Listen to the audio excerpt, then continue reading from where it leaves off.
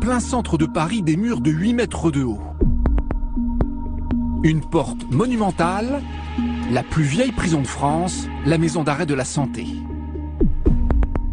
C'est la prison de la capitale et des détenus les plus médiatisés. À ce titre, elle est particulièrement surveillée. Mais ce 8 mai 1978, sa réputation s'effondre. 3 prisonniers se font la belle en plein jour, devant témoins. J'ai vu l'échelle, puis je suis rentrée chez moi, en pente. L'échelle, elle était dedans, à l'intérieur de la prison? À l'intérieur, et puis ils ont été, du moment où ils ont voulu mettre extérieur comme ça. Une évasion à l'ancienne, avec échelle, pour passer le mur, ici, à l'angle de la prison. Est-ce qu'ils avaient l'air déterminés, selon vous? Ah, si, à un moment, oui. À un dernier moment, j'ai vu qu'ils étaient déterminés, parce que j'ai dit, où c'est que tu te crois, toi? Hein? Mais je savais pas que c'était des gangsters. J'ai dit, où c'est que tu te crois, toi? Où c'est que t'en es? Il dit, sors là tout de suite. Je lui ai dit, mais t'es complètement chavrac, toi, non? Si il sait que c'était des gangsters, je lui filais la porte dans la gueule, et puis je m'attirais, quoi. Cet automobiliste qui s'est fait voler sa voiture par les évadés l'a échappé belle. Ils étaient armés et ils ont tiré. Pareil que j'ai discuté avec le plus dangereux. On m'a dit qu'on voit que je reviens de loin. Le plus dangereux, comment il s'appelait? Mesrine. Mesrine, oui, c'est celui-là. Hein.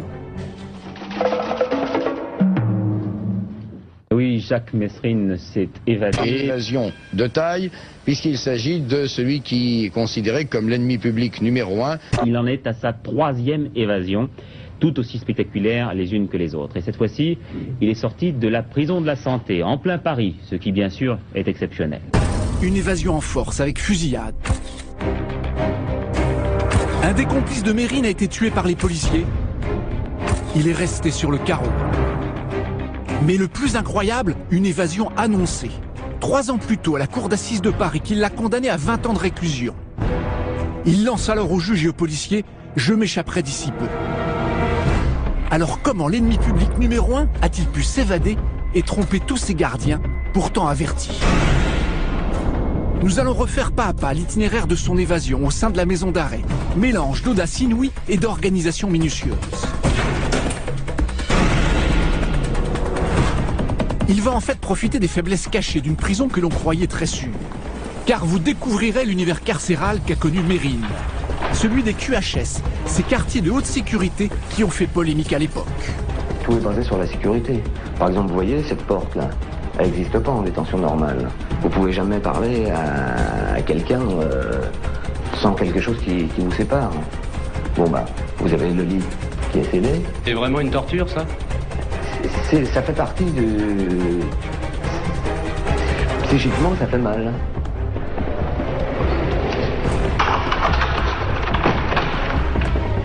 Il devait être impossible de s'en échapper. Mais Mesrine a vite découvert que le QHS de la Santé a été bricolé dans une prison vétuste, à bout de souffle et surpeuplée, aux conditions de vie dénoncées par les journalistes de l'époque. La plupart de ces cellules sont vieilles, laides, grotesques. On va voir ce qu'il faut bien appeler la tinette, que vous voyez là-bas dans le fond. Et au-dessus de la tinette, il y a un tuyau qui laisse tomber de l'eau. Eh bien, le détenu se lave. La prison était en pleine réfection. Des travaux qui ont révélé d'incroyables négligences en matière de sécurité. Dans le sas d'entrée à l'époque, pas de portique de détection. En principe, tout le monde était fouillé. Tout le monde, sauf certains privilégiés. Vous n'étiez pas fouillé là, cette nuit? Ah non, non. Et qui ne sont toujours pas fouillés. Encore plus étonnant, par quel moyen Mesrine obtient-il de faire transférer à la Santé et dans son QHS un autre roi de l'évasion, François Besse, avec qui il se fera la belle? Enfin, il a réussi à berner tous les gardiens, en allant même jusqu'à les manipuler. Comment est-il arrivé à dicter sa loi à certains d'entre eux? Intimidation ou corruption? Après, il fait peur. C'était sa façon de faire. Et à partir de là, les relations sont plus du tout les mêmes. C'est un évadé hors norme qui se fait la belle, avec un plan particulièrement audacieux pour vaincre une prison qui s'était endormie sur sa réputation. Vous connaissiez le gangster préféré des Français? Vous allez découvrir l'évadé le plus détesté de la pénitentiaire.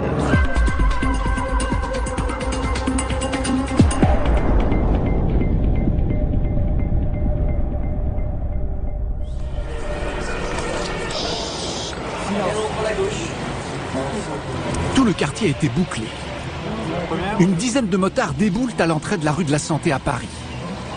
Un cortège exceptionnel pour un personnage hors norme.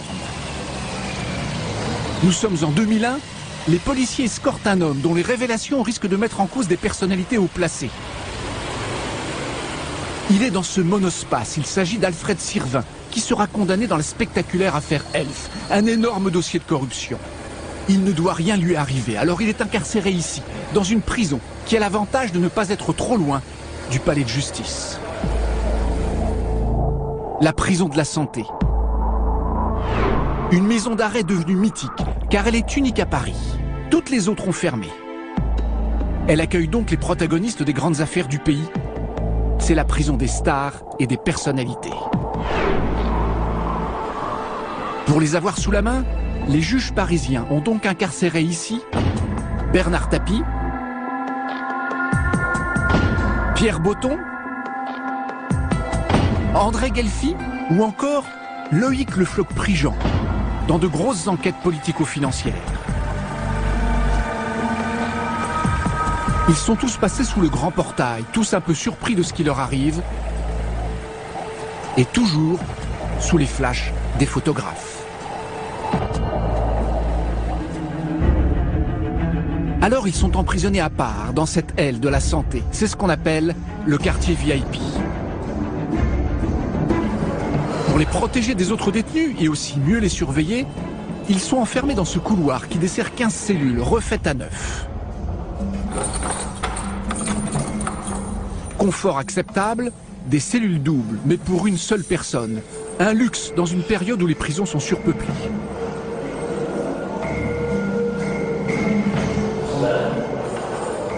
Des douches modernes et juste à côté une salle de sport leur sont exclusivement réservées. Mais la prison que découvre Jacques Mérine en 1978 ne ressemble pas du tout au décor de ce quartier, le seul rénové de fond en comble, car tout le reste est très ancien. C'est une des plus vieilles prisons de France, construite en 1868, et vous allez voir en quoi sa vétusté sera un atout pour l'ennemi public numéro 1. L'architecture n'a pas bougé, voici la cour d'honneur où l'on guillotinait les condamnés. L'entrée du bâtiment administratif. Et tout au fond du couloir, la détention. C'est le quartier bas. Il est verrouillé par une rotonde qui dessert les 4 ailes du bâtiment. Ce rond-point est gardé en permanence par un PC de sécurité. C'est l'endroit le plus sensible de la prison. Pour quitter les ailes du quartier bas, il faut impérativement passer par ce poste stratégique. Il commande les portes et les grilles, et il a été modernisé. Il dispose déjà de caméras de surveillance. Cabine 14 et demandez cabine avocat. La Santé, c'est donc une grosse machine ultra sensible, car elle mélange des prisonniers VIP avec des détenus ordinaires. Claude Madec sera notre grand témoin. Il y commence sa carrière de surveillant à 19 ans quand Mérine y est emprisonné. La sécurité de la prison repose sur cette rotonde. À la rotonde du quartier bas, ça c'était le PC central où tout était centralisé, les mouvements, quand on changeait les détenus de cellule, quand on les affectait, quand on recevait les avocats, les visiteurs de prison, le service des agents, puisque le service des agents était établi par le chef de maison d'arrêt et 3 agents qui tournaient un matin, un après-midi, un de journée, dont j'ai fait partie un an après.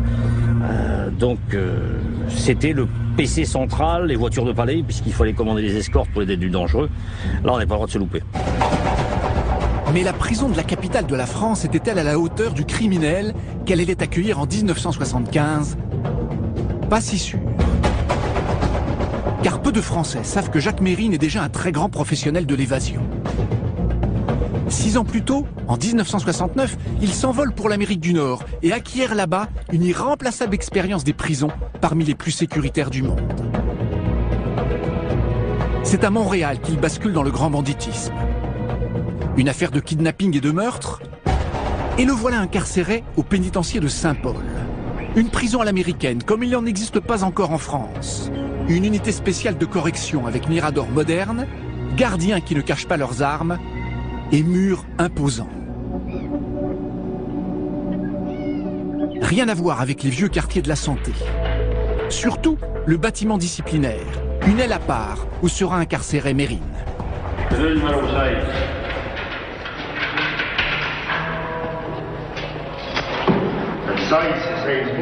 Ces images ont été tournées 10 ans après son passage, mais rien à l'époque n'avait changé. Isolement total dans des cellules particulièrement sécurisées, construites en béton armé, avec portes tout acier et surtout sans fenêtre extérieure. Beaucoup de prisonniers n'ont pas supporté ces conditions de détention.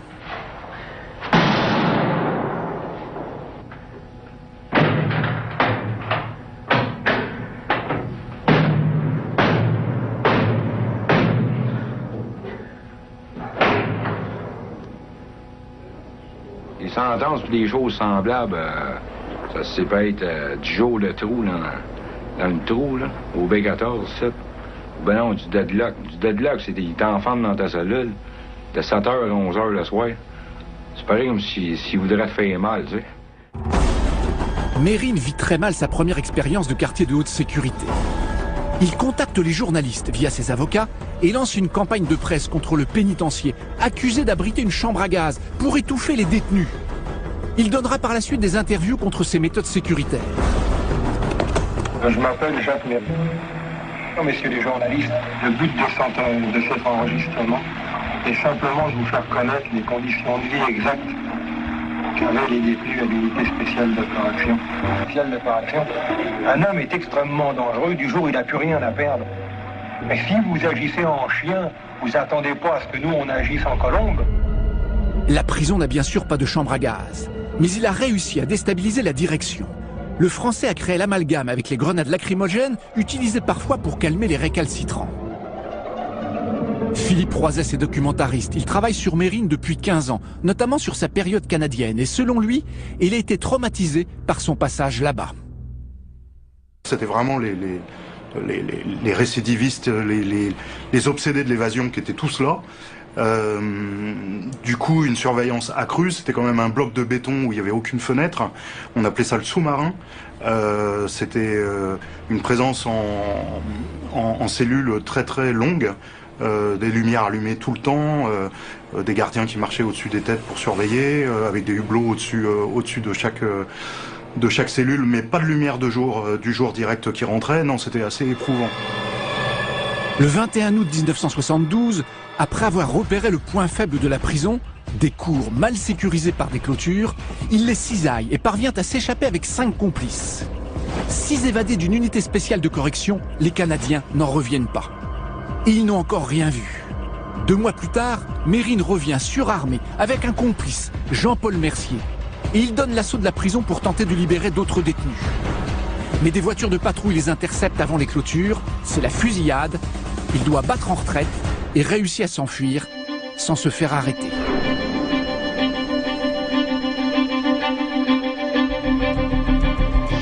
C'est la fin de l'aventure américaine où il est devenu un spécialiste de l'évasion, mais aussi une star des faits divers.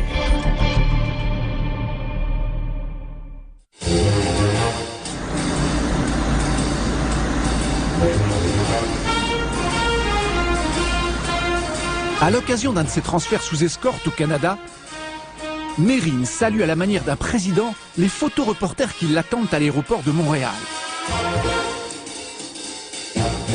Lui et sa compagne sont mitraillés comme des VIP de la presse People. Le braqueur prend goût à la médiatisation, il ne veut plus être un gangster anonyme. Célèbre outre-Atlantique, il reste encore un illustre inconnu en France où on sous-estime tout ce qu'il a appris là-bas en matière d'évasion. Et il va encore se perfectionner.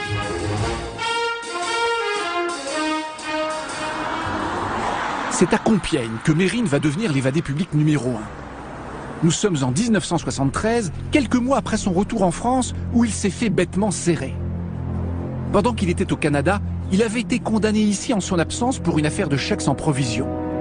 Et il savait que si un jour il était arrêté, il serait rejugé dans ce petit palais de justice. Alors par précaution, il avait entièrement repéré les lieux et monté une éventuelle évasion avec 2 complices. Le coup de génie, c'est Compiègne, parce que là, c'est un petit tribunal de province. On n'a pas du tout l'habitude de recevoir un animal pareil. Il y a eu sécurité renforcée, hein, beaucoup plus de gendarmes. On a voulu lui laisser ses menottes pendant le procès. Enfin, on a pris un certain nombre de dispositions. Mais le coup a été bien préparé à l'avance. Mérine a fait casser par son avocat le procès qui avait été rendu, où il avait été condamné par contumace. Et puis, il se présente à Compiègne, et puis le coup réussit. La légende du roi de l'évasion prend forme ici. Elle a même donné lieu à une bande dessinée. Le mythe est lancé. Une fois arrêté, comme prévu, il est transféré dans ce tribunal. Depuis le matin, il fait croire qu'il a la diarrhée. Et lorsque pour la 10e fois il demande à aller aux toilettes, les 4 gendarmes qui l'escortent ne fouillent plus les lieux. Or, entre-temps, un complice y a caché une arme.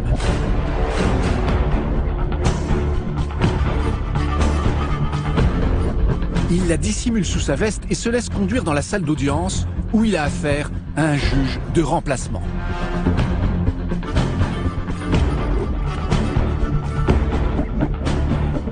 Si j'ai bonne mémoire, c'était le 6 juin 1973. J'étais à ce jour-là président par intérim du tribunal de Compiègne et j'ai tenu l'audience correctionnelle. Pour le juge, c'est une toute petite affaire et il ne se méfie pas. Subitement, Mérine braque les gendarmes et prend le président en otage. Il tire une balle en l'air pour montrer qu'il ne rigole pas. Baissez-vous tous ou je tue le juge. J'avoue, j'ai été stupé. Mérine et son otage sortent dans la cour. Le chef d'escorte s'interpose. Le truand tire, mais pas en l'air cette fois. Il le rate de peu. Le président est pétrifié. Là, il a vu la voiture d'un complice qui l'attendait. Mais de nouveaux gendarmes arrivent, c'est la fusillade. Mérine est touché à l'épaule. Cependant, son opération est bien montée. Un complice est juste là, dans une voiture, moteur tournant. Il reste une estafette des forces de l'ordre à passer. Mérine tire, il blesse un gendarme. La voie est libre, il disparaît dans la nature. Sa première évasion sur le sol français signe son passage dans le grand banditisme. Mais au lieu de se cacher en province, il veut jouer les cadors à Paris. Il enquille braquage de banque sur braquage de banque. Il en attaque 5 en 4 mois, alors il se fait vite repérer par les superflics de la capitale. Et le 27 septembre 1973, ici, lors de ce casse, il est balancé par un de ses complices au fameux commissaire Broussard, alors chef de la brigade anti-gang, qui le cueille chez lui le lendemain. Assoiffé de reconnaissance, Mérine met en scène son arrestation auprès du patron de l'anti-gang, lui-même en quête de médiatisation. Voilà pourquoi la presse aura tous les détails de ce nouvel épisode de la légende Mérine. Jacques Mérine a été capturé par les hommes des commissaires Broussard et Leclerc. Réfugié avec une amie dans un appartement de la rue Vergniaud, il a accepté de se rendre en exigeant des policiers qu'il laisse partir sa compagne libre. Le commissaire a été obligé de passer sa carte de la préfecture sous l'huisse de l'appartement et lorsque Jacques Mérine a été certain d'avoir affaire à l'as des anti-gangs, il lui a ouvert, le champagne à la main, ses nombreuses armes déchargées près de lui. Mérine a d'ailleurs prévenu qu'il s'évaderait à nouveau. Effectivement, champagne à la main, il jure au commissaire Broussard « Je me donne 3 ans pour m'évader ». Maintenant, comment organiser une belle après avoir prévenu tout le monde? Eh bien, Mérine va manipuler tout le monde, c'est la clé de sa future évasion, la plus incroyable. Mais quand il retourne en prison, le climat est dramatique. Tout s'enflamme à l'été 74. La centrale de Clairvaux se révolte pour de meilleures conditions de vie. Eh bien, il est maintenant 1h du matin et vous le voyez peut-être derrière moi, nous sommes sur une colline qui domine la centrale de Clairvaux. Les mutins viennent donc d'allumer ce feu. La moitié des bâtiments est incendiée. Des gendarmes mobiles et des CRS sont immédiatement dépêchés afin d'éviter une contagion aux autres prisons. Mais les détenus ne se laissent pas faire. La mutinerie très grave qui s'est poursuivie toute la nuit à la prison de Clairvaux a pris fin au début de la matinée sur le bilan de 2 morts et une quinzaine de blessés parmi les mutins. C'est l'étincelle qui met le feu à la plus grande mutinerie de la pénitentiaire. 3 autres prisons se révoltent. La mutinerie à la maison centrale de Nîmes, hier soir, aurait éclaté pour les mêmes raisons que celle de la prison de Clairvaux dans la nuit de vendredi à samedi. Très vite, c'est l'état de siège, car au total, 120 prisons se mutinent. 11 centres de détention sont saccagés et au final, 6 détenus sont tués dans des affrontements. Tout a commencé tout à l'heure à 14h30, juste après la promenade. Certains jeunes mécontents ont décidé de faire comme dans les zones de prison, celle de Caen, celle de Nîmes, celle de Clairvaux, de faire quelque chose. Un immense désordre qui pourrait servir les projets d'évasion de Mérine. Mais étroitement surveillé, il est immédiatement transféré dès qu'une mutinerie se déclenche. L'occasion ne se présentera pas. Car le nouveau président de la République prend le dossier des prisons et il va lui compliquer les choses. Vous savez que pour moi, le problème pénitentiaire est un problème auquel j'ai attaché beaucoup d'importance, c'est la prise de fonction. J'avais tenu à ce que dans le gouvernement figure pour la première fois un secrétaire d'État à la condition pénitentiaire, secrétaire d'État qui est une femme, pour montrer la nécessité d'une action dans ce domaine et d'une évolution. Ça, c'est la carotte, une détention plus humaine. Et au cours de sa visite, il serre même la main d'un détenu, ce qui fera scandale auprès d'une partie de l'opinion qui exige plus de sévérité. Alors d'un autre côté, il y a le bâton, c'est son ministre de la Justice qui s'en charge. Il faut faire la discrimination, elle est difficile mais elle est possible, entre les grands criminels dangereux pour la société et les délinquants qui doivent être suivis, assistés par des psychologues, par des médecins et qui recevront une formation leur donnant la possibilité de retrouver, s'ils le veulent, leur place dans une société qui se veut humaine et libre. Autrement dit, pour les grands criminels, il va créer les quartiers de sécurité renforcée, que la presse a rebaptisés quartiers de haute sécurité. Les fameux QHS. Une prison dans la prison. Pour montrer leur sévérité, le ministre autorise ce reportage à la maison d'arrêt d'Évreux au milieu des années 70. Vous pouvez le constater, le quartier de sécurité renforcée est séparé de la détention normale par une porte blindée, suivi d'un sas qui est séparé lui-même de la détention du quartier de sécurité par une grille. Dans ce sas se trouve toujours un agent en permanence. Cet agent surveille ses 2 collègues qui sont à l'intérieur, qui eux-mêmes surveillent constamment les détenus et assurent les mouvements de ces détenus en présence d'un gradé. Ces mouvements se font toujours un par un. De ce fait, il n'y a jamais en circulation dans le quartier de sécurité renforcé de 2 détenus à la fois. Pour être homologué, un QHS doit avoir un sas blindé, avec un gardien en permanence qui observe tout, protégé derrière sa grille.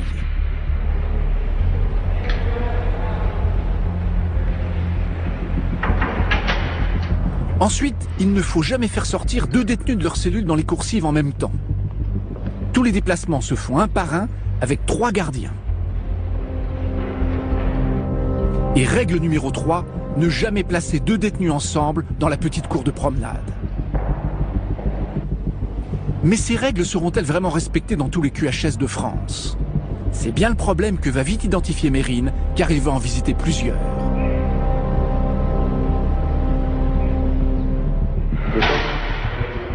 La première sécurité des QHS, ce sont les gardiens. Il y en a 3 pour 10 détenus, là où dans le reste de la prison, ils sont 1 pour 100 prisonniers. Rien ne leur échappe. Mérine sait qu'il constitue le premier obstacle. Il devra soit les amadouer, soit les manipuler, voire les 2. Ils sont omniprésents, même sous la douche au fond du couloir. Les gardiens ne quittent pas le détenu des yeux. Et dès qu'il sort de sa cellule ou qu'il y rentre, le prisonnier est fouillé.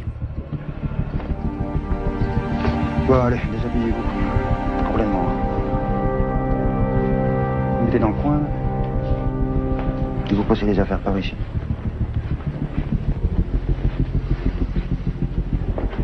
Les pots de chemise. Et à tout cela s'ajoutent des fouilles surprises.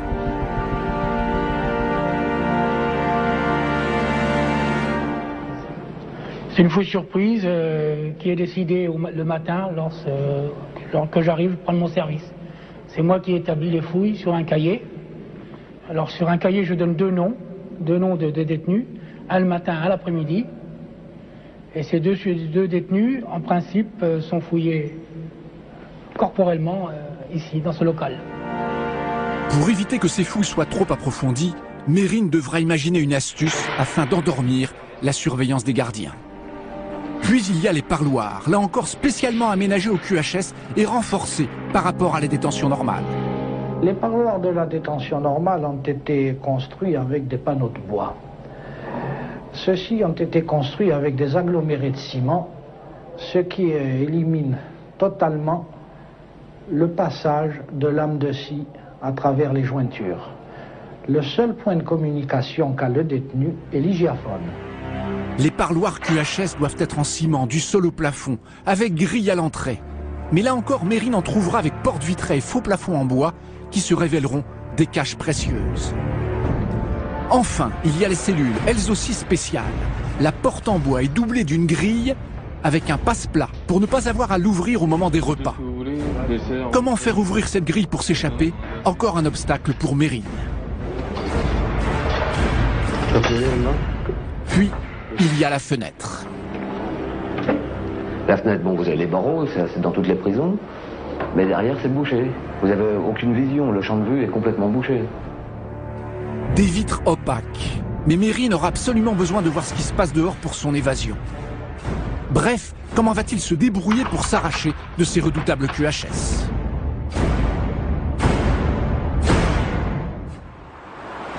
Qui plus est, celui de la prison de la Santé. Car en 1975, après 4 transferts suite aux émeutes, il est écroué à la maison d'arrêt parisienne. Immédiatement, il comprend le parti qu'il peut en tirer. C'est une maison d'arrêt extrêmement vétuste, voire insalubre, même aux yeux des gardiens. À l'époque, on pouvait parler d'insalubrité. C'est-à-dire qu'on voyait, quand on faisait les rondes la nuit, on voyait des rats. Et même les bâtiments eux-mêmes, un coup de peinture n'a jamais transformé la saleté qui s'était accumulée au fil des ans. Voilà donc la prison que découvre Jacques Mérine. Certaines cellules ne sont pas équipées de lavabo. Vaisselle, lessive et toilettes se font à l'eau froide dans la cuvette des WC.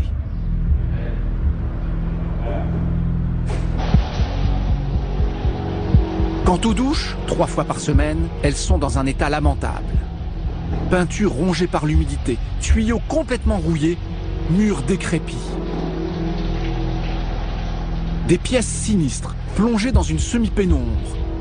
Sans compter les pommeaux de douche hors d'état qu'il faut constamment rafistoler. La prison est alors à bout de souffle. Certaines cellules sont tellement dégradées qu'elles ont été laissées à l'abandon, faute d'argent pour les rénover. Impossible d'enfermer des détenus dans de telles conditions. Dans cet environnement difficile, la prison compte en 1975 2200 détenus, 3 fois plus que l'effectif normal. La vie quotidienne y est pénible. C'est une pièce de, je sais pas combien qu'elle fait, dans les 10 mètres carrés. Hein. Ah, s'il y a un quatrième, le quatrième, il est au lit toute la journée. Il peut même pas se lever pour se déplacer. Alors il faut faire des concessions sur quel plan? Ah bah tout, sur l'hygiène et tout, faut apprendre à se laver les mains quand on va aux toilettes, faut apprendre à éviter quand on a les gros besoins à faire, de faire du bruit, éviter de pisser dans l'eau pour entendre le bruit des voisins. Il faut faire les concessions de la télévision parce que chacun veut voir sa chaîne. Pour ne rien arranger, les jeunes gardiens de 20 ans qui arrivent dans cette prison si sensible doivent tout apprendre sur le tas. Quand je suis arrivé, premier jour, deuxième jour, on m'a mis sur un étage et j'ai rencontré un surveillant ancien qui était au rez-de-chaussée du bâtiment qui m'a dit si tu as besoin de rien, tu m'appelles.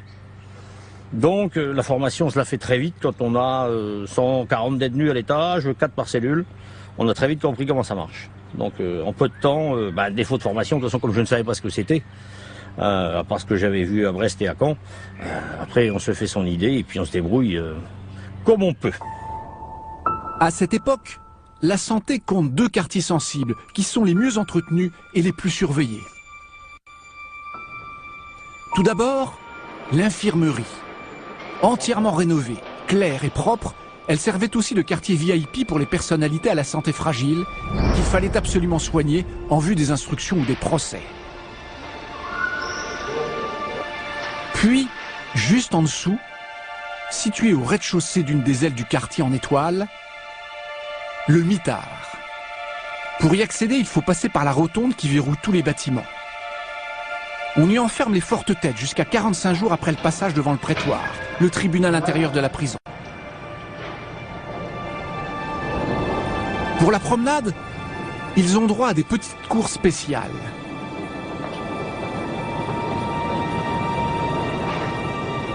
Des cages grillagées, même pas à ciel ouvert, dans lesquelles ils restent à l'isolement absolu, car ils n'ont pas le droit de la partager avec un codétenu.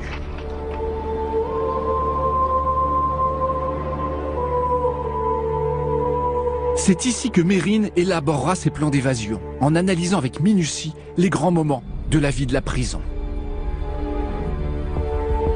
Tant que les détenus sont en cellule, les coursifs sont calmes. Mais 2 fois par jour, il faut aussi les faire sortir pour se dégourdir les jambes. Un moment plutôt sensible où tout peut arriver dans cette maison d'arrêt surpeuplée. Les prisonniers envahissent des grandes cours.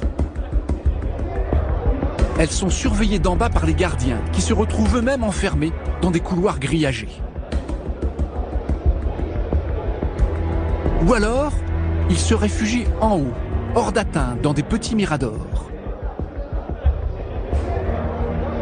Mais jamais dans les cours où se pressent jusqu'à 250 détenus, le rapport de force serait trop inégal.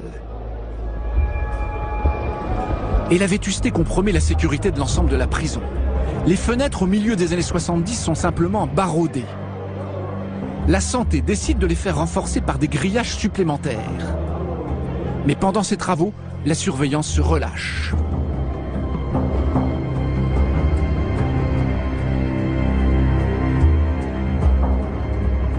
Ultime rempart, 2 murs d'enceinte et un chemin de ronde. Mais pas de véritable mirador qui domine l'établissement. Aux endroits stratégiques, de simples guérites équipées d'une carabine.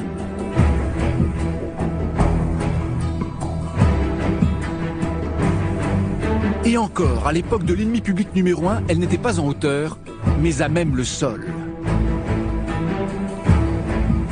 Bref, une prison qui est fragilisée par sa surpopulation et surtout son ancienneté.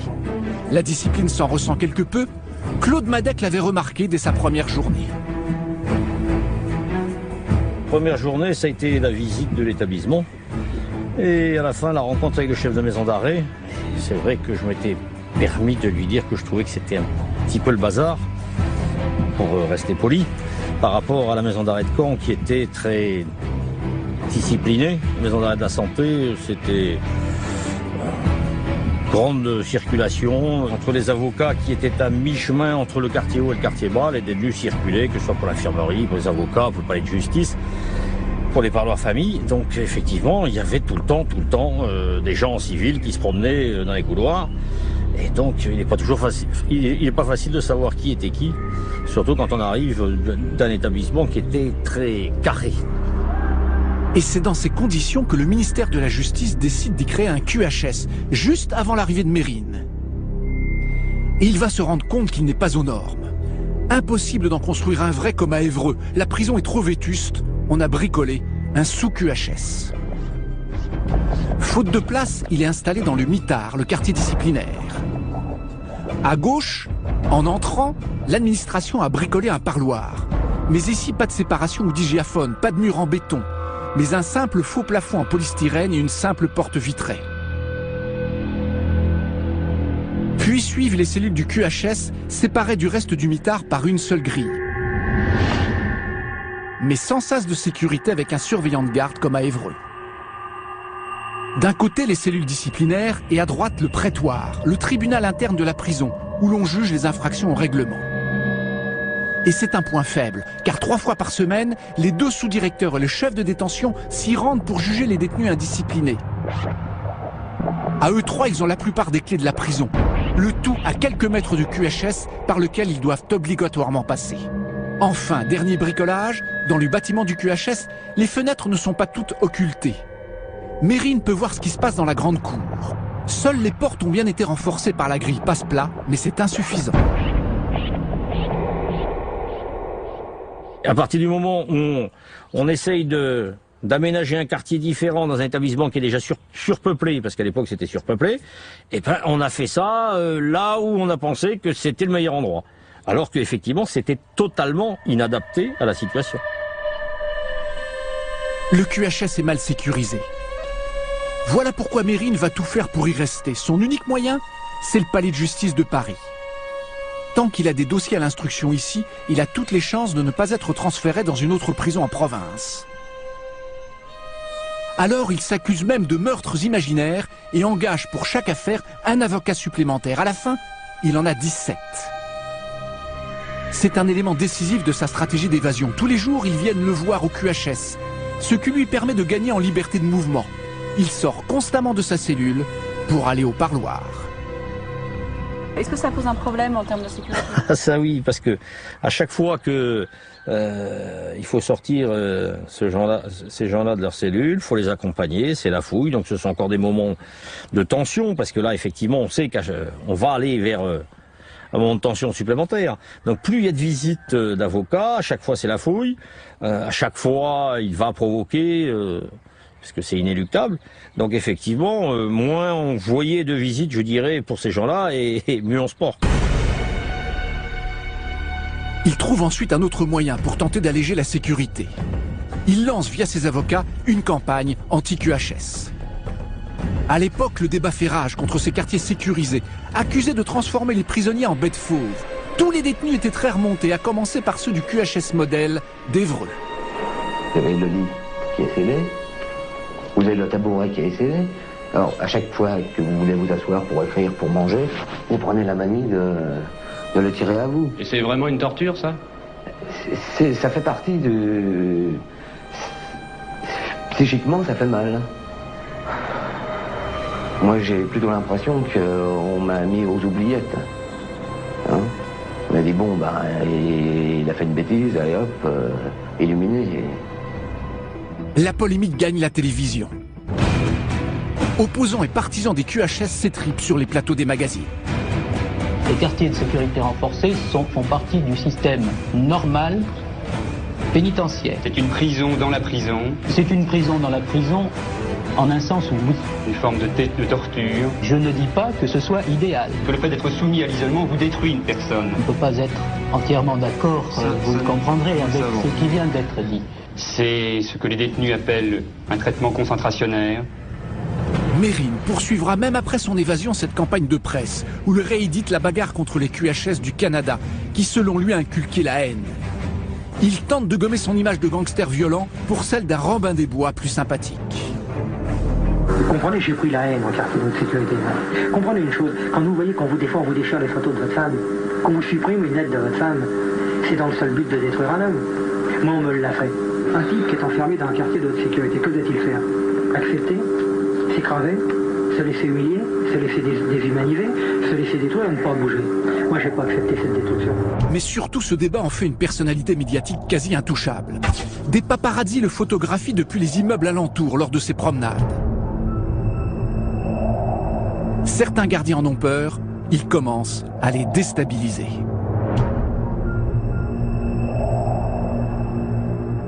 Mérine posait des questions insidieuses du genre « Ah, le sous-directeur, tiens, il a une BMW ». Et il est arrivé que certains agents naïvement répondent « Bah non, il a une Mercedes ». Et suite à ça, Mérine demandait une audience et disait au sous-directeur « Ah, en fait, votre Mercedes, elle marche bien ». Voilà, c'était la méthode Mérine, c'était la manipulation permanente, l'utilisation d'informations pour essayer de déstabiliser son interlocuteur. Il a beaucoup usé de ça, je crois que bon, même si... j'ai pas toujours apprécié le personnage. Je lui reconnais qu'il a, à ce niveau-là, il a été suffisamment malin pour déstabiliser certaines personnes. Il devient exigeant, colérique. Alors pour avoir la paix, les gardiens cèdent à ses demandes. C'est surtout sa grande gueule et son jeu de manipulation, sa psychologie, son d'instinct. C'est pas une psychologie fine, très intelligente, mais c'est de l'instinct. C'est surtout ça qui fait que Mérine a... pouvait comme ça, entre sa grande gueule et sa psychologie, pouvait avoir un régime légèrement différent et un peu moins dur que les autres, à la santé en particulier. Je pense que c'est moins vrai pour Fresnes ou pour Fleury-Mérogis. Un exemple fera scandale. Il rédige au QHS L'instinct de mort, un brûlot contre la société et sa justice, grâce à une machine à écrire prêtée par la prison. Mais surtout, via ses avocats, il arrivera même à le faire éditer, alors qu'il est toujours incarcéré, un pied de nez aux autorités. Autre scandale, il se permet même de polémiquer avec un grand magazine. L'Express, qui en fait sa couverture, parce qu'il a écrit à son rédacteur en chef une lettre de menace que la direction de la santé a laissé passer pour ne pas le contrarier. Alain Peyrefitte, le ministre de la Justice, demande des sanctions. Le directeur de la prison est sur la sellette. Écoutez, moi j'observe deux choses dans cette affaire. La première, c'est le ras-le-bol de l'administration pénitentiaire. Qu'on nous foute la paix, je m'excuse de l'expression, et qu'on nous laisse faire notre travail. Qu'est-ce qu'on veut? Suspendre des détenus même dangereux au bout d'un filin et les laisser mourir à petit feu dans un établissement pénitentiaire? Ou bien s'agit-il pour le ministre de la Justice, qui finalement est notre patron, de trouver tout de suite un responsable, et lequel? Le directeur de sa prison. Je trouve qu'il y a un peu d'abus dans les deux cas. Il y avait plein de gardiens qu'on pouvait plus d'entendre Mérine se vanter constamment de ce qu'il avait fait, savoir la vérité sur tout. C'est épuisant à force. Il pouvait être menaçant vis-à-vis des gardiens les plus, entre guillemets, faibles psychologiquement, mais il pouvait surtout harceler comme ça par des toutes petites choses, mais constamment. Et c'était épuisant. C'était plus épuisant que menaçant. Mérine a réussi à déstabiliser la santé. Elle est dépassée par le personnage. Le QHS n'en est pas un, et derrière ces hauts murs, les gardiens ne savent pas gérer un détenu aussi manipulateur. Au cours de son procès spectaculaire en 1977, l'ennemi public numéro 1 est condamné à 20 ans. Mais il est bien trop surveillé pour s'échapper, comme à Compiègne. Alors en pleine audience, il lance des clés qu'il affirme être celles de ses menottes, pour montrer qu'il peut s'évader quand il le souhaite. Le directeur de la santé est le seul à prendre la menace au sérieux. Il demande son transfert. Une demande refusée, car dans l'attente de ses autres jugements, il doit rester à la prison parisienne. Les prisons en voulaient plus. Je veux dire, chacun se refilait la balle. Encore une fois, c'était un peu épuisant d'avoir Mérine chez soi. Donc il y a eu de ce côté-là une négligence. Comme il l'avait donc prévu et souhaité, Mérine ne quitte pas la santé. Il lui manque un dernier élément pour s'évader. Il va l'obtenir après une nouvelle bévue des autorités. Contre la promesse de se calmer, il demande à ne plus être seul au QHS. On lui envoie un autre détenu, mais pas n'importe lequel. François Besse, dit l'Anguille. Car il s'est déjà évadé 4 fois, un dangereux braqueur dont on voit ici une des arrestations mouvementées. Réunir les deux rois de l'évasion dans le même quartier, c'était impensable. Et pourtant... Au début, il était seul, tout le temps. Et puis, voilà, un exemple parfait de ce qu'il a réussi, c'est que, et pas qu'à la santé d'ailleurs, ils étaient à Fleury, d'autres ont fait comme lui, et ils ont demandé à être à 2 ou à 3, pouvoir aller à deux en promenade, parce que effectivement la solitude leur pesait, hein, comme il disait. Bon, et ça, c'est quelque chose que l'administration a accordé au fil du temps. Et effectivement, c'est pour ça qu'on a retrouvé Besse un jour au quartier de plus grande surveillance de sécurité de la santé avec Mérine. Sinon, on les aurait pas retrouvés ensemble. Et effectivement, pour lui, ça a été comme ça, inlassable, à chaque fois d'essayer de solliciter, d'obtenir. Et à la fin, bon, effectivement, on a mis des gens ensemble qu'on n'aurait peut-être pas mis autrement. Une prison vétuste, un QHS inadapté, des gardiens qui ont trop cédé à Mérine, voilà les failles sur lesquelles il espère réussir son évasion.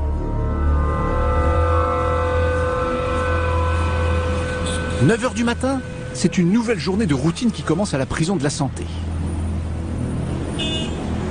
Pourtant, toute l'affaire démarre ce 8 mai 1978, avec l'arrivée d'une des avocates de Mérine, Maître Giletti. Le détenu en a pris une quinzaine pour le défendre dans toutes ses affaires.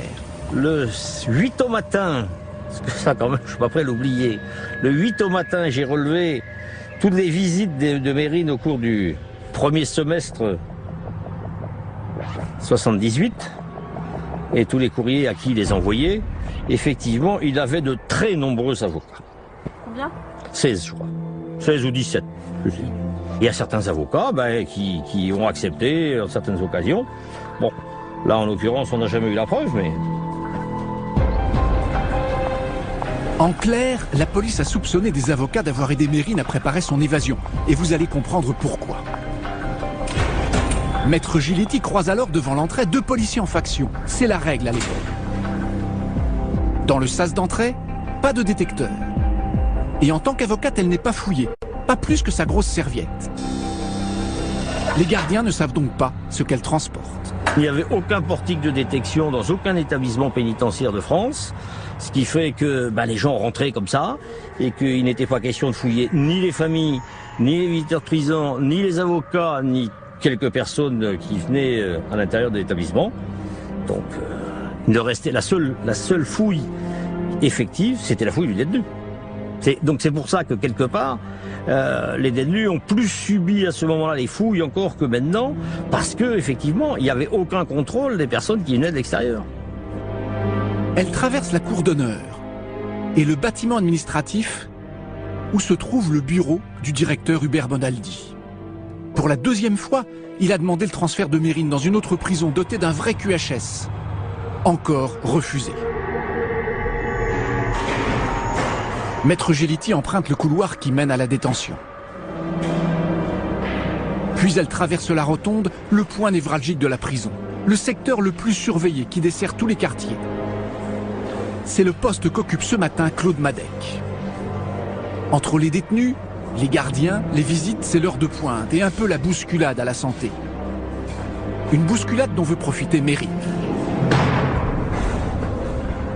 Car au même moment, Maître Giletti voit des responsables de la prison qui vont au mitard où se trouve le tribunal interne, le prétoire, pour juger un détenu indiscipliné. Pour s'y rendre, il faut passer une première porte en bois qui isole le quartier de la Rotonde et traverser le QHS de la santé, bricolé pour Mérine. Il est dans sa cellule, la numéro 7. Il observe les travaux dans la grande cour, la pose de grillages supplémentaires aux fenêtres. Des travaux qui sont bientôt terminés. Les ouvriers travaillent avec une grande échelle qui demain ne sera plus là. Alors tout s'accélère. 9h30, c'est l'heure de la promenade. Mérine quitte sa cellule. Il ne va pas dans la grande cour, mais dans les petits préaux grillagés. Normalement, il doit être seul, comme dans tout QHS. Mais à force de râler, il a encore obtenu des concessions qui lui donnent une étonnante liberté de manœuvre. Contre toutes les règles, François Besse est autorisé à partager la même cour. C'est là qu'ils mettent au point les derniers détails de l'évasion.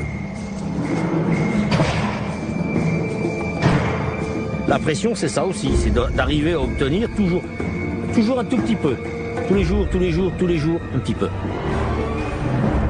Pendant ce temps, juste en face, dans le bâtiment, côté mitard, une audience commence au prétoire. Et à l'autre bout du quartier, cette fois-ci de l'autre côté de la grille, côté QHS, Maître Giletti est enfin arrivé au parloir.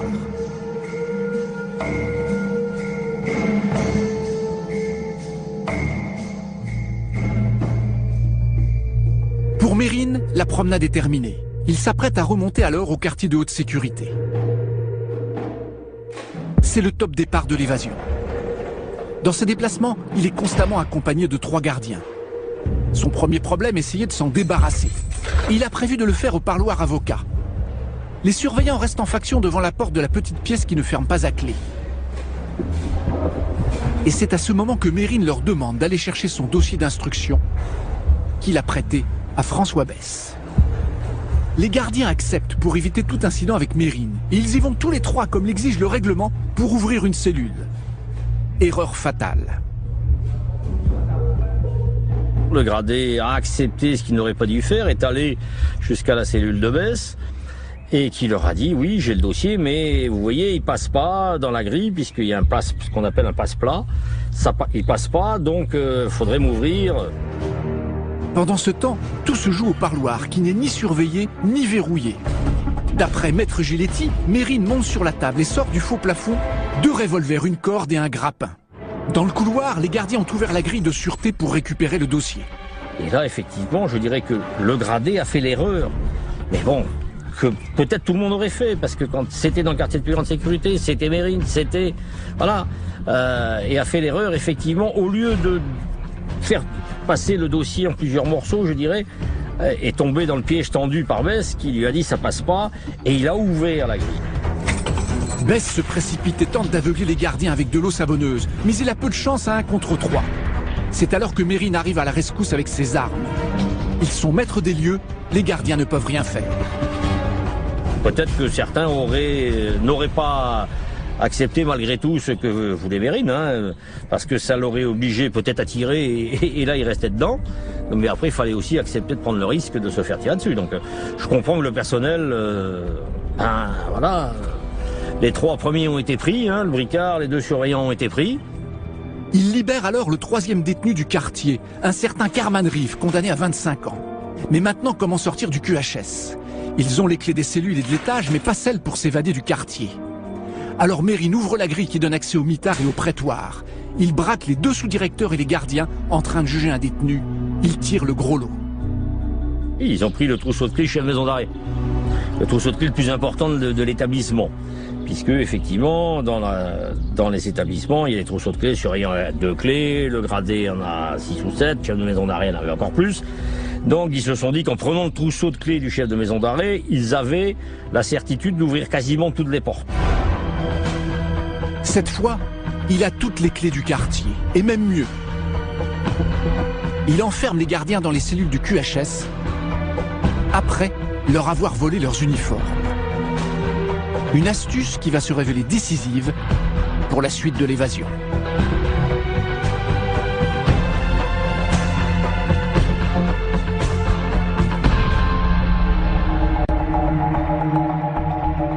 Avec les clés, ils ouvrent la porte qui donne sur la grande cour de la 1re division.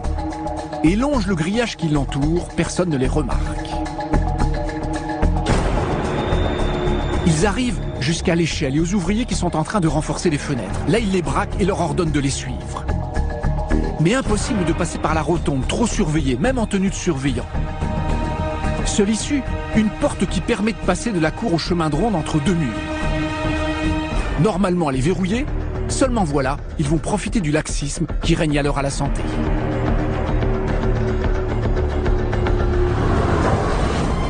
Alors là aussi, la version officieuse, elle était fermée, ils l'ont ouverte. La version officielle disait la porte était restée ouverte. Enfin, un membre du personnel a été sanctionné pour ça, d'un blâme ou d'un avertissement. Donc manifestement, la porte n'a pas été refermée entre le chemin de ronde et la cour de promenade. La porte franchie, un des ouvriers prend la tangente et donne l'alerte. Il est encore temps. Claude Madec et 4 surveillants quittent la rotonde et se précipitent dans le chemin de ronde. Mais ils vont partir dans le mauvais sens. Nous, quand on a entendu l'alarme, étant à la guérite au rond-point bas de la maison d'arrêt de la santé, on savait que ça venait des chemins de ronde, et ben on est parti du côté gauche, quand on est dans la santé, donc côté boulevard Arago. On a fait le tour en courant. On n'a trouvé personne, évidemment, puisqu'ils avaient eu le temps de franchir, le temps qu'on fasse le tour, même en courant et même en n'étant pas vieux. Bon, il faut quand même un petit moment pour faire le tour. Donc, nous, on est passé du mauvais côté. Mérine aurait pu être arrêté ici, car derrière le mur se trouve une guérite et un gardien qui, lui, est armé. Mais il se fait abuser par l'uniforme des évadés. Une guérite, ça veut bien dire ce que ça veut dire, c'est au ras du sol. Le surveillant qui était dans la guérite était un stagiaire qui ne connaissait pas Mérine. Ça, il faut quand même le savoir aussi. Après, on peut dire pourquoi. Ben oui, mais Mérine avait pris aussi pour habitude de changer régulièrement de physionomie, je dirais. Un coup j'ai la barbe, un coup j'ai la moustache, un coup j'ai les cheveux longs, un coup j'ai les cheveux courts, pour perturber le personnel. Et puis avec une casquette et des galons sur la casquette, 3 galons jaunes. Quand on arrive au pied d'une guérite où il y a un surveillant qui est un stagiaire, un détenu qui nettoie et un autre surveillant qui est là pour surveiller, c'est pas très compliqué avec des armes. On a l'échelle, on a les armes, on prend le flingue du surveillant, fusil du surveillant, on le donne à Rive. Et après, voilà. Si la guérite avait été un mirador en hauteur, Mérine se serait fait tirer comme un lapin. Mais la prison trop ancienne n'en était pas équipée. Les fuyards posent l'échelle, Bess passe le premier, puis c'est au tour de Mérine. Les policiers en faction à l'entrée ont été prévenus. Ils se précipitent à l'angle de la rue de la Santé, mais hésitent à tirer tout de suite. C'est effectivement ce qui a fait la force de Mérine et de Bess sur cette affaire-là, c'est d'avoir pensé qu'il fallait s'habiller en tenue pour franchir le mur d'enceinte. Parce que je pense que si les policiers avaient vu 2 types en civil descendre, les choses n'auraient pas été pareilles. Mais la tenue a fait que, voilà. Vient le tour de Carman Reeve qui a pris la carabine du gardien. La fusillade éclate. Pendant ce temps, Mérine et Bess arrêtent une voiture. Là encore, leur uniforme fait illusion. Si j'avais su que c'était des gangsters, je filais la porte dans la gueule et puis je m'attirais, quoi. Mais moi, je croyais que c'était des matons, ils étaient déguisés en matons. Alors, est-ce qu'ils avaient... Ils sont tirés avec ma BG, ça y est, je suis marrant. Est-ce qu'ils avaient l'uniforme complet de... Oui, absolument. Ouais. Absolument. Ils avaient la casquette et puis ils avaient cette espèce de blouson, comme les matons. Il s'enfuit au moment même où Carman Reeve s'écroule, mortellement touché. Claude Madec et les surveillants se précipitent dehors pour identifier le prisonnier qui a été abattu. Car ils ne savent toujours pas qui sont les évadés. Ils découvrent Carman Reeve qui était au QHS. Ils comprennent tout de suite que les deux autres fugitifs doivent être Mérine et Bess. Immédiatement, ils retournent dans la prison. Ils traversent la cour d'honneur, entrent en détention, passent la rotonde et pénètrent dans le QHS. Et là, c'est le choc. Ils découvrent dans les cellules 10 surveillants emprisonnés, dont les sous-directeurs. L'ennemi public numéro 1, le détenu le plus surveillé de France, les a tous floués. Alors bien sûr, la question numéro 1 est de savoir si Mesrine a bénéficié ou non de complicité. Comment l'homme a-t-il bien pu se procurer 3 pistolets? L'avocate peut-elle être soupçonnée? Évidemment, tous les regards se tournent vers elle, Maître Giletti, qui n'a pas donné l'alerte, même une fois Mérine hors du QHS. Mais il la disculpera plus tard dans une interview donnée à un grand magazine pour faire état d'un gardien corrompu. Mon complice, ce n'est pas l'avocate. C'est un maton idéaliste et gauchiste. L'un d'eux, il y a 2 ans, m'a dit « Vous comprenez, Mérine, si vous montiez quelque chose, je serais prêt à vous aider. » J'ai d'abord cru à une plaisanterie, puis je me suis aperçu que cet homme était un révolté. Si tu peux réussir à me porter des armes pendant les rondes de nuit, tu le mettras dans le parloir des avocats. Rentrer avec une arme quand on est en uniforme, pas très pratique, hein, cette affaire. Pour une infirmière non plus, donc, mais là aussi, puisqu'on rentrait pas de sac, pas question de rentrer avec son sac à dos dans la prison. Seuls les avocats rentraient avec leurs serviettes ou leur cabas ou leur sac à main, oui, mais pas le personnel, pas les infirmières, pas tous ces gens-là. Donc, les seules personnes qui rentraient avec un sac, une sacoche, etc., c'est les avocats. Avocats, visiteurs de prison. Qui n'étaient pas fouillés, la sacoche. Ah non, non. L'enquête commence. Il faut procéder à une reconstitution dans tout le QHS, mais surtout au parloir d'où Mérine est ressorti armé. Seulement voilà, entre-temps la pénitentiaire a fait des travaux et supprimé des indices, une grosse bévue selon le magistrat instructeur. Au lieu de saisir tout de suite un juge d'instruction, que ce soit moi ou un de mes collègues, c'est l'inspection générale des services pénitentiaires qui a pris le dessus, qui a mené une enquête interne, administrative. Et lorsque j'ai reçu le dossier quelques 8 jours après, les lieux avaient été beaucoup bougés, remués, touchés, notamment ce parloir d'avocats. L'avocate clame son innocence. Et faute de preuves, le juge lui fait bénéficier d'un non-lieu. Mais il n'identifiera jamais de gardien corrompu. Mérine entame une folle cavale de 17 mois au fait de sa célébrité. Son évasion du QHS de la santé, digne d'un film policier, en fait une des personnalités préférées des Français en 1978. Il est la star qu'il voulait être. Inacceptable pour les autorités qui mettent le paquet afin de le retrouver. Son statut du roi de l'évasion pèsera dans la balance. Pas de risque et pas de cadeau. Il ne faut pas le laisser filer si on le trouve.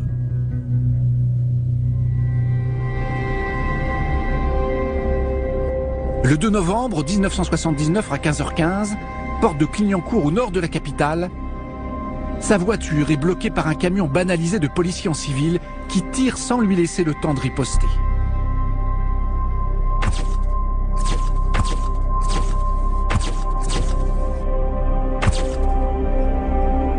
Il est tué de 18 balles de gros calibre. Sa compagne est grièvement blessée, mais elle s'en sortira.